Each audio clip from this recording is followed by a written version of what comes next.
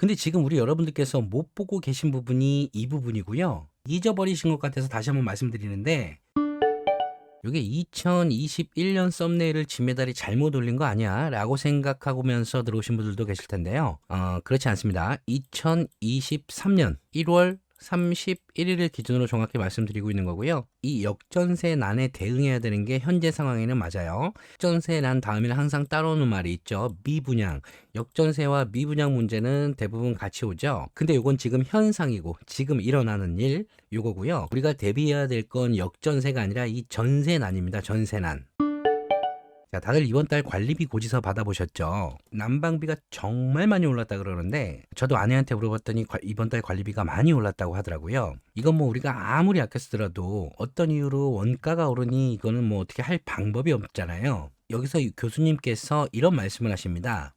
공공요금이 오르면 우리가 가스비뿐만이 아니고 버스비, 택시비 뭐 다 오르잖아요. 이런 공공요금이 오르면 이건 당연히 물가에 녹아들어서 물가가 오를 수밖에 없는 거고요. 물가가 오르면 지금처럼 물가를 잡기 위해 금리가 오르잖아요. 지금도 물가가 올라서 금리를 올렸는데 이제 금리가 피크를 치고 내려올 거라고 생각했는데 공공요금이 오르니까 또 물가가 오른다. 이런 말씀인 거고요. 그럼 또 다시 물가를 잡기 위해 금리를 올려야 되는 상황이 발생하지 않겠느냐. 금리가 오르게 되면 기업의 투자가 위축되고요. 이렇게 되면 경기 악화와 경기 침체로 이어지게 되니까 이게 또 악순환의 반복이 아니겠냐. 요런 말씀을 해주셨고요. 요걸 우리 입장에서 보면 공공요금이 오르게 되면 실질 소득이 줄어드는 효과로 소비가 악화가 된다는 겁니다. 요것도 당연한 거죠. 내가 월 지출 계획이 100만 원이었는데 이 중에 난방비로 계획됐던 지출이 10만 원이었는데 요게 20만 원 올려버리면 내가 쓸 수 있는 돈 10만 원이 줄어버리니까 이렇게 소비가 줄어드니까 적어도 이 10만 원치만큼은 다른 것들을 못 사게 되잖아요. 이런 것들이 또 악순환돼서 경기 악화와 경기 침체로 이어지게 되는 거고 자, 이런 것들이 너무 걱정이라는 말씀을 해주셨고 저 또한 이런 게 참 걱정인데요. 어제는 금융당국에서 2023년 주요 업무 보고가 있었습니다. 어제가 무슨 날이었죠? 지난 영상에서 많이 말씀드렸던 특례 보금자리론 첫 개신날이었습니다. 개신날. 접속 대기자만 수천 명이었다 그러고요. 제가 직접 겪어보진 못했지만 뭐 서버가 거의 뭐 마비가 됐다 그러는데 일단 제 구독자님들은 하고자 하셨다면 다 원만하게 잘 되셨길 바라고요. 어쨌든 이와 같은 날 이런 발표가 나온 건데요. 한번 쭉 읽어보시고요. 어려운 내용 많이 써놨는데 결국에는 돈을 풀겠다는 얘기입니다. 돈을. 지금 공급요금도 오르고 물가가 오르면 금리는 오르고 실질 소득은 줄어드는 이런 효과가 나타나서 결국 우리들이 쓸 수 있는 돈이 줄어들기 때문에 여기서 빠지는 돈, 여기서 빠지는 돈들을 여길 정책적으로 이렇게 좀 메꿔주겠다. 쉽게 말하면 이런 말씀이에요. 몇 조, 몇 조, 몇 조 이렇게 조 단위들로 다 써 있거든요. 오늘은 오늘 내용에 집중하기 위해서 오늘 주제와 관련된 부분만 보도록 할게요. 자, 요건데요. 금리 인상과 주택 가격 하락에 따른 주거 금융 애로를 완화하겠다는 내용인데요. 그 중에서도 임차인의 주거 비용을 낮추겠다는 요 내용이에요. 요 내용. 임차인의 주거 비용을 낮추기 위해서는 전세 자금 대출 상품의 혜택을 줘야 된다고 말씀드렸었죠. 이 자료에서는 정책 보증 지원을 통해서 고정금리로 이렇게 고정금리로 전세 자금 대출 상품을 공급하겠다는 내용이 있었고요. 여기서 덧붙여서는 보증 비율을 높이고 90%에서 100%로 높이고 보증료를 줄여주겠다. 0.1%포인트 줄여주겠다. 그래서 보다 낮은 금리로 공급되도록 유도하겠다. 그러니까 간단하게 말해서 지금부터 정부에서 고정금리 전세 자금 대출 상품을 신경 쓸 거고 더불어서 이 고정금리를 낮은 금리로 공급하도록 신경 쓸 거다. 이게 여러분 너무 중요한 말입니다. 이게 지난 영상에서 제가 요 반등의 시작은 뭐라고 말씀드렸죠? 금매가 소진되는 거라고 말씀드렸었잖아요. 이렇게 반등의 시작은 금매 소진이지만 이 전세 대출 혜택을 고정금리로 낮은 금리로 여기 혜택을 주겠다는 거는요. 역전세난 걱정에서 전세난을 대비해야 되는 시발점이 되는 시기이기 때문에 굉장히 중요한 내용입니다. 물론 지금 같은 시기에 남들 다 이쪽을 바라보는데 나 혼자 이쪽을 고민한다는 건 참 어려운 일이에요. 근데 가만히 생각을 해보면요. 남들 다 가는 쪽으로 가서는 여러분들께서 절대 부자가 될 수 없습니다. 부자의 기준이 다 다르기 때문에 뭐 어떤 게 정답이다라고 정의는 내려드릴 수 없지만 지금 많은 분들이 집값이 떨어지고 전세 가격도 떨어지고 집이 남아돌고 이제부터 역전세난을 걱정해야 된다. 이렇게 여러분들에게 공포심을 조장하고 또 이 공포를 조장하는 영상들을 계속 봐주고 계속 클릭해 주니까 컨텐츠를 생산하는 입장에서는 당연히 이런 영상을 많이 만들 수밖에 없어요. 많이 봐주니까. 근데 지금 여러분들께서 보고 싶은 영상을 보셔야 되는 게 아니고 여러분들의 앞날에 도움이 되는 영상을 보셔야 된다는 그런 생각을 제가 갖고 있기 때문에 이런 말씀을 드리는 거고요. 우리가 사는 집은 필수 재화고 재화의 가격은 오르락 내리락을 반복하기 때문에 집값이 오르면 내리고 내리면 또 오르고 오르면 또 내리듯이 역전세 다음엔 또 전세난이 오는 거거든요. 근데 지금의 역전세는요, 많은 분들이 잊고 계시는데 이건 정말 일시적인 역전세입니다. 일시적인. 뭐 사실 수십 가지의 설명을 드릴 수도 있지만 그 근거는 이 그림 하나만으로도 해결이 됩니다. 서울의 입주 물량인데요. 21년부터 서울의 입주 물량은 줄어드는 추세에 있고요. 지금이 23년이잖아요. 지금 이대로 시간이 쭉 흘러가면 이만큼의 신규 공급이 더 필요하다는 거예요. 기본적으로. 경기권의 공급이 남아돌고 인천의 공급이 남아돌기 때문에 괜찮다. 이것 때문에 괜찮은 게 아니고 그나마 이것 때문에 숨통이 트일 수 있겠구나라고 생각을 하셔야 되고요. 그래서 이렇게 서울, 인천, 경기 물량을 합쳐서 보셔야 됩니다. 하나의 생활권이니까요. 서울엔 입주 물량이 모자라지만 경기도는 남아돌고 인천은 더 남아도니까 여기는 입주 물량이 소진될 때까지 쳐다보지 말고 그나마 여기는 좀 쳐다봐라. 근데 그렇게 접근하시면 안 되고요. 이렇게 보셔야 돼요. 이렇게 역사적으로 제가 이 입주 물량과 집값 관계들을 여러분들에게 지금 말씀드리면 뭐 너무 긴 얘기가 되니까 간단하게 말씀드리면요. 역사적으로 경기 인천은 서울의 입주 물량 영향을 그냥 받아서 같이 따라갑니다. 같이 따라가. 무슨 말씀이냐면요. 지금 서울의 입주 물량이 모자란 추세잖아요. 가격을 정하는 거는 수요 공급이고 지금도 공급이 모자란 상태고 모자란 상태가 당분간 이어진다는 말이잖아요. 근데 지금은 어떤 이유로 이 수요가 죽어 있는데 이 서울이라는 곳은 구조적으로도 가격이 떨어지면 수요가 더 올라올 수밖에 없는 곳인데 이 신규 수요가 아니더라도 지금 이 죽어 있는 수요들, 그러니까 평균적이고 정상적인 범위보다 훨씬 못 미치는 이 수요들이 정상으로만 올라와도 무조건 공급이 모자란 상태가 온단 말입니다. 근데 지금 우리 여러분들께서 못 보고 계신 부분이 이 부분이고요. 별로 듣기 싫어하시는 부분들도 이 부분이고, 근데 참 재밌는 게 이 여러분들께서 가장 아셔야 되는 부분이 이 부분이라니까요. 그래서요, 서울의 공급이 이렇게 모자라게 되면요, 원래는 수요는 경기도로 밀려나고요, 인천까지 이렇게 밀려나는 게 이게 정상이에요. 근데 지금 어때요?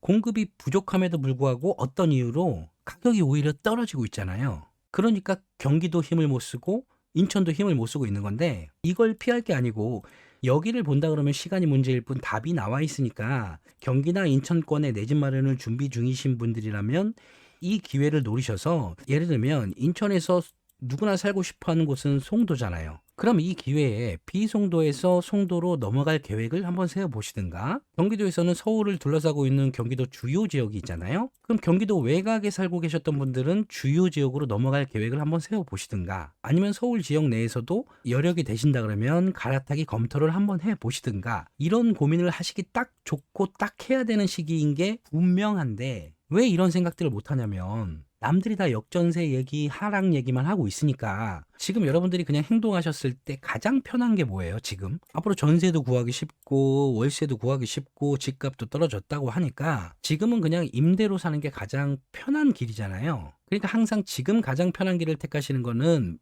미래에서 돌아보면 항상 후회하는 길을 가고 계시는 거랑 다를 게 없기 때문에 말씀드리는 거고요. 합리적인 판단을 할 수 있는 우리 구독자님들이라면 어떤 길이 편할까라는 생각보다는 이런 생각을 먼저 하시는 게 맞지 않나 생각이 좀 드는데요. 가격을 정하는 건 수요와 공급이라 그랬는데 공급이 모자란 거는 이미 이 표에서 보여드렸으니까 그러면 수요는 어디로 갔나, 이런 고민을 한번 해보시는 게 요게 맞는 거잖아요. 자, 금리가 올라가서 전셋값이 급락하자 서울에 갱신 청구권을 사용하는 임차인이 41%로 줄었다는 내용입니다. 고금리 여파로 전세 수요가 급감하면서 세입자 구하기가 어려워졌다면서 오히려 기존 세입자의 보증금을 2년 전 가격보다 깎아줘야 하는 상황이어서 세입자들이 갱신권을 쓰지 않고 재계약을 맺는 경우가 많아졌다. 자, 일단 지금 세입자들은 갱신권을 쓰지 않고 있고요. 고금리 때문에 수요가 급감했어요. 그러면 이 급감한 수요들은 어디로 갔느냐? 요거 한번 생각해 봐야 될 거 아니에요? 1번 하늘로 갔다, 2번 땅으로 갔다, 3번 바다로 갔다. 이거 농담이 아니고요. 진짜 이렇게 생각하는 분들 계시나요? 이건 진짜 제가 농담으로 말씀드리는 게 아니고 정말 이렇게 생각하시는 분들이 계시는 것 같아서 그래서 말씀드렸고요. 그럼 4번 이분들은 매매로 갔다, 5번 월세로 갔다, 6번 그대로 있다. 일부 수요는 매매로 갔지만 지금 월세로 갔거나 그대로 계시는 분들이 더 많습니다. 그리고 예전 영상에서도 많이 말씀드렸지만 여기저기로 많이 흩어지셨어요. 그러니까 아파트에서 오피스텔이나 다세대 주택 같은 비아파트로 넘어가신 분들이 많다는 거죠. 자, 일단 요거 잘 기억하시고요. 그리고 또 우리가 생각해 볼 문제가요. 이 갱신권을 쓰지 않고 있다. 이 부분도 이제 앞으로 중요한 문제가 돼요. 왜냐면 이 갱신권을 사용하신 분과 못 사용하신 분들이 계실 거고 안 사용하신 분들이 계실 텐데요. 이미 사용하신 분들은 이 다음 시장에서 신규 전세 수요가 되거나 새로 집을 사는 수요가 될 거고요. 갱신권을 못 사용한 사람들과 안 사용한 사람들은요, 이 다음 시장에서 한 번 더 갱신권을 사용할 수 있는 사람이 될 겁니다. 그럼 결국 갱신권을 못 사용한 사람이나 안 사용한 사람이나 이미 사용한 사람 중에 다음에도 전세로 가실 분들은 이 고금리 여파가 해결되면요, 고금리 때문에 전세 수요가 줄어든 거니까 고금리 여파가 해결되면 다시 전세 수요로 들어갈 사람들이죠. 근데 중요한 거는 지금까지 갱신권을 사용한 사람들은 갱신권을 사용했기 때문에 눌러 앉았고, 안 사용한 사람들은 지금은 전세 가격이 떨어졌기 때문에 눌러 앉았고요. 이 못 사용한 사람 중에 또 일부는요, 이거 알고 계신 분들이 계시는지 모르겠는데 전세를 구하기 어려웠던 시절에 집주인과 협의를 봐서 어떤 금액적인 협상을 봐서 눌러 앉으신 분들도 계신단 말이에요. 그럼 이제 여러분들께서 생각하실 거는 이 고금리 여파가 해결이 되면, 고금리 때문에 전세 수요가 줄었으니까 고금리 여파가 해결되면 전세 수요가 늘어날 거 아니에요? 그렇게 되면 이분들은 모두 다시 웬만해서는 전세 수요로 들어가실 분들이란 말입니다. 그러니까 저는 영상에서 이걸 고금리 여파로라고 말씀 안 드렸었고, 갑작스러운 금리 인상 때문에 전세 수요가 월세로 전환됐다, 이런 말씀을 많이 드렸었는데, 전세 수요가 월세로 전환돼서 수요가 빠졌고 전세로 머물러 있기 때문에 신규 수요가 못 나왔고, 또 여러 가지 이유로 시장에 매물로 내놨던 것들이 거래가 안 되기 때문에 이 같은 매물이 매매로도 나오고 전세로도 나오고 월세로도 나왔는데 이게 다 하나의 매물이다 라는 말씀까지도 드렸던 기억이 나는데요. 방금 말씀드린 내용은요, 이 지금은 공급이 부족한 상황이 맞지만 수요가 나오지 못했거나 수요가 여기저기 퍼졌기 때문에 전세 가격이 오르지 못하고 있는데, 그 이유 중에 하나가 고금리이기 때문에 고금리가 해결되면 다시 전세 수요가 살아날 거다, 요 말씀을 드리고 있는 거고요. 고금리가 해결되지 않더라도 이 고금리가 해결되는 것과 같은 효과를 주는 게 그게 이 전세 대출 혜택이란 말이에요. 맞잖아요. 고정금리에 낮은 금리 혜택을 주는 거니까 이제 더 이상 여기는 고금리 지대가 아닐 수가 있는 거잖아요. 그러니까 우리 여러분들께서는요, 지금부터 이 전세 대출이 어떻게 흘러나올 건지 요거를 아주 유심히 살펴보셔야 되는 거고요. 추가적으로 몇 개만 더 말씀드리면요. 자, 지난해요, 22년에는요, 수도권에서 무주택자가 처음으로 내 집 마련을 한 게요, 21년보다 47%가 감소했고요. 이거는 금리 인상의 영향을 많이 받는 데다가 집값 하락세가 겹쳐서 그래서 거래량이 크게 줄었다고 이렇게 기사에서 분석을 하셨어요. 다들 이 부분은 동의하실 텐데 어쨌든 우리가 쳐다볼 거는요, 그러니까 앞에서 전세 수요가 급감했는데 이렇게 집을 구매하기로 결정하신 분들이 역대 최저치란 말이고요.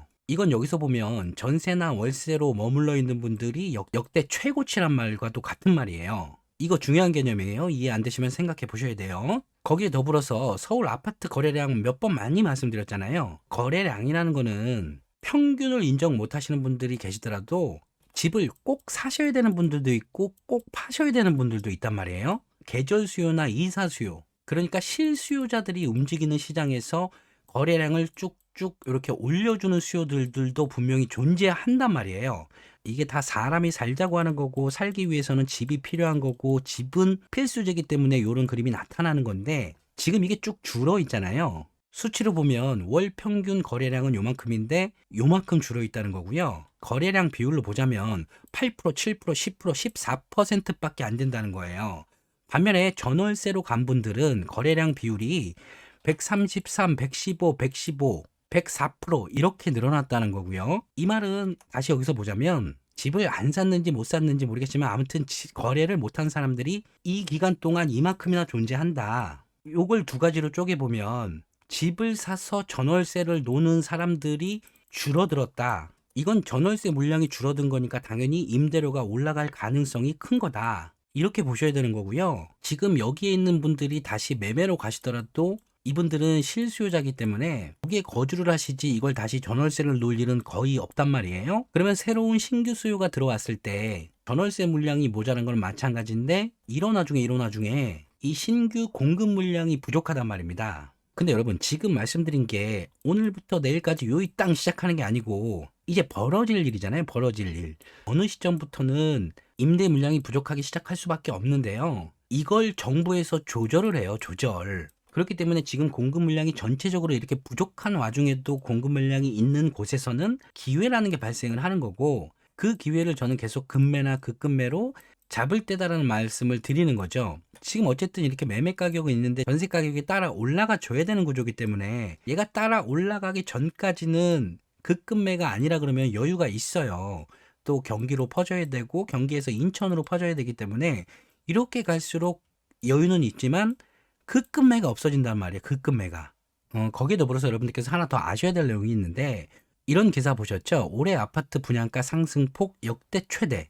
토지 가격도 상승하고 건축비도 상승하고 자재비, 인건비 그리고 이분들의 대출 금리까지 상승해서 웬만한 것들은 다 상승했기 때문에 어쩔 수 없이 분양 가격도 상승할 수밖에 없는 거거든요. 예전에 지역에 아주 좋은 아파트가 있고 이 옆에 분양하는 아파트가 있으면 대부분 이 분양 아파트는 로또였잖아요. 로또. 근데 이제는 이 분양 가격이 상승해서 분상제를 적용한다 그래도 이 분양 가격이 감당하기 많이 힘들단 말이에요. 이건 현실이니까 지금 이 난방비 폭탄이 적응하기 너무 힘들지만 안타깝지만 이건 우리가 받아들일 수밖에 없는 일이거든요. 같은 겁니다. 분양 가격 상승은 뭐 집을 사든 안 사든 어쨌든 이건 받아들일 수밖에 없는 건데 이렇게 되면 앞으로 청약 시장은 양극화 현상이 더 뚜렷해질 거예요. 청약을 대기하시는 분들은 아직까지도 분양가 상한제가 존재하는 상급지에는 로또 청약이 존재하기 때문에 상급 지역에는 청약을 대기하는 전세 수요가 있을 거고요. 반대로 청약을 포기하시는 분들도 나타나겠죠. 이분들은 당첨이 되더라도 이 엄청난 분양가가 감당이 안 되시는 거예요. 뭐 상황에 따라서 결정을 하시는 거니까 두 분 다 이해는 합니다만 어쨌든 이거에 대한 결과는 임대 수요가 증가한다는 겁니다. 다시 여기서 보자면 전월세 수요가 증가한다는 겁니다. 그리고 이건 앞으로 미분양이 증가할 거라는 말과도 같아요. 당장 난방비가 올라서 우리가 이 오른 난방비를 인정해야 되는 건 맞지만 당장 받아들이기 힘들기 때문에 난방 떼는 시간을 줄이거나 여러 방에 때우던 난방을 뭐 두 방으로 줄이거나 어쨌든 기존의 사용량보다 사용량을 줄이겠죠. 이것과 마찬가지로 당분간은 미분양이 증가할 겁니다. 이것도 여기서 다시 보면 전월세 수요 증가 요인이고요. 그리고 앞서 계속 말씀드린 이 계약갱신 청구권 있죠. 이제 임대료가 오르기 시작한다 그러면 이미 사용한 사람들은 그대로 있거나 옮긴다 그러면 저가 전세로 옮길 거고요. 아직 사용하지 않으신 분들도 그대로 있거나 저가 전세로 갈아타시겠죠. 이렇게 되면 결국 저가 전세 매물부터 또 감소할 거예요. 자, 여러분 근데 제가 이목이나 끌자고 이런 말씀을 드리는 게 아니고요.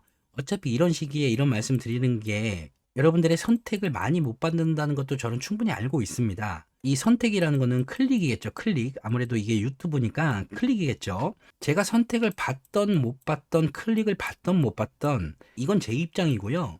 여러분들께서 진짜 아셔야 될 부분은 뭐냐면 제가 지금까지 이런 말씀을 드렸잖아요. 공급이 부족한 상태에서 이제는 임대 수요가 증가할 요인만 남았는데 이 임대 물량들을 제공해줄 매매 거래들은 없었어요. 이게 정말 너무 심각한 이유가 지금 공급이 부족해서인데 이 해결 방법은 공급입니다. 공급. 근데 여러분들께서 잊어버리신 것 같아서 다시 한번 말씀드리는데 21년 1월 29일 기사입니다. 서울 공급 부족은 계속된다. 주택 인허가 11년 만에 최저. 공급 부족 당분간 이어질 듯. 공급이라는 게요. 이때 인허가가 들어가잖아요. 이 인허가 물량이 우리 눈앞에 입주 물량으로 나타나는 데는 시간이 걸립니다. 시간. 그래서 미리미리 인허가를 받아야 되는데 21년 기사를 보면 미래 주택 공급을 결정하는 문재인 정부의 인허가 물량은 정권 출범 이후 줄곧 내리막길을 걸어왔다. 2018년에서 20년까지 주택 인허가 물량은 직전 3년 인허가 물량보다 64만 가구 이상 줄었다. 약 2년치의 인허가 물량이 최근 3년 새 날아가 버린 셈이다. 이 말이 무슨 말이냐면요. 이걸 요렇게 당기면 이제 여기는 우리 미래잖아요. 여기서도 이제 공급 물량이 부족할 거다. 이런 얘기입니다. 근데 이렇게 심각한 와중에도 여러분들께 도움되는 말씀드리면 정신 차리세요. 오지게 물리셨나 보네. 거품이 꺼지는데 더 꺼져요. 절대 사지 마세요. 역대 대세 하락장엔 데드캣 바운스도 항상 있었음을 현혹되지 마세요. 라고 생각하시는 분들이 계셔서 저는 이게 참 안타까울 뿐이라는 말씀드리면서 오늘 영상은 여기까지 할게요. 생각 한번 잘 해보시고요. 앞으로 미래를 결정하시는데 좀 도움이 되셨으면 좋겠습니다. 지금까지 저는 여러분들의 직걱정을 함께 드리는 지메달이었습니다.